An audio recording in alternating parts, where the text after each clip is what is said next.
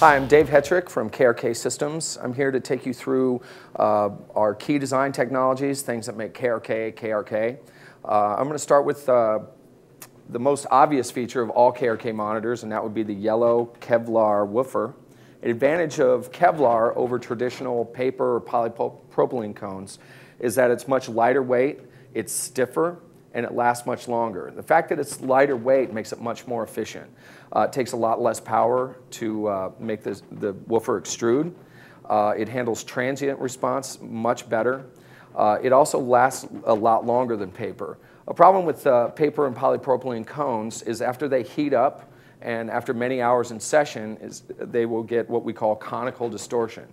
As the woofer is extruding, it doesn't stay uniform in its extrusion. With Kevlar, it always stays much more uniform because it's much stronger, much more rigid, and again, it's lighter weight, so you're moving less mass. It's also yellow, which is, generally goes along with my fashion sense. Also, with our tweeters, all of our tweeters are made from silk. Silk dome tweeters. An advantage there over a lot of our competitors that use metal domes is that metal resonates at a certain frequencies. That's why we make hubcaps out of them and cymbals. But the problem is when that metal is resonating at a certain frequency, it can be very fatiguing to your ears, especially after many hours of mixing. What a lot of our competitors do is then put in a notch filter to filter out the frequencies the frequency that the metal is resonating at. So what that does is adds more signal path, it robs you of headroom and adds more distortion to your signal, and you're not hearing something flat. With silk dome tweeters, fundamentally, through physics, it just doesn't resonate. So you don't have to add all of that corrective electronics, and that's across our whole line. Another key design technology that goes across all of our speakers and all of our lines is a front slotted bass port. Seems very simple, but it's very obvious to us why you need it. A lot of our competitors use a bass port out the back of the speaker. What the problem there is you have the low end coming out of the woofer, and you have low end coming out of a bass port out the back, bouncing off a wall and hitting you at different times. So the speaker is going to sound different depending on where you put it in the room, dramatically different.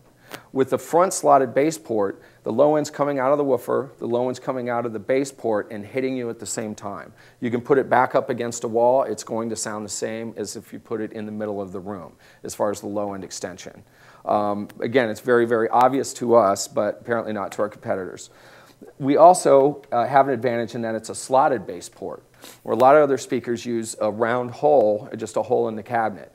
And what you get there is stuff you probably have heard, what we call port tube turbulence. Like when you hear a kick drum, you hear the low end from the kick, but you also hear this sound. That's because the port tube is not designed properly. With a slotted bass port that's tuned specifically for each cabinet, you get none of that. So again, you get a very natural signal without any artifacts. We use all fourth order crossovers, which means 24 dB per octave filters between the woofer and the tweeter. The advantage of that is that you get the woofer and tweeter, which are vastly different components, sharing very few frequencies together. Because obviously, this 6-inch woofer, for instance, is going to represent 4 kilohertz, way different than this 1-inch silk dome tweeter. So with a very tight crossover network, 24 dB per octave, you're sharing very few frequencies. Another key design characteristic that a lot of people think is just cosmetic on KRK monitors are the radiused edges. You can see it throughout the history of KRK products. And the advantage there is a much wider sweet spot.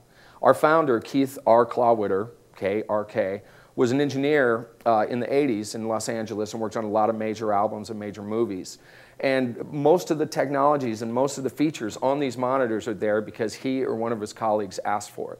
So one problem he had is that, like working on a 96-channel SSL or whatever, is you'd have your stereo speakers and would sound great in the sweet spot. However, when you go over to channel 1 and EQ something, you're moving 4, 5, 6 feet, which it sounds radically different over there when you're off axis. That's because most of the monitors of the day, and still to this day, have square edges. And the problem is when the sound is coming out of these components and hits a square edge, it splays off in very different ways and sounds different off axis.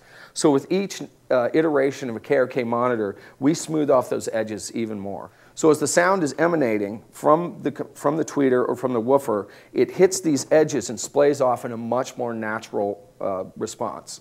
So the advantage there is that you get a much wider sweet spot. So you can move around the room, you can move around your mixing console or whatever, and the sound is going to sound very similar.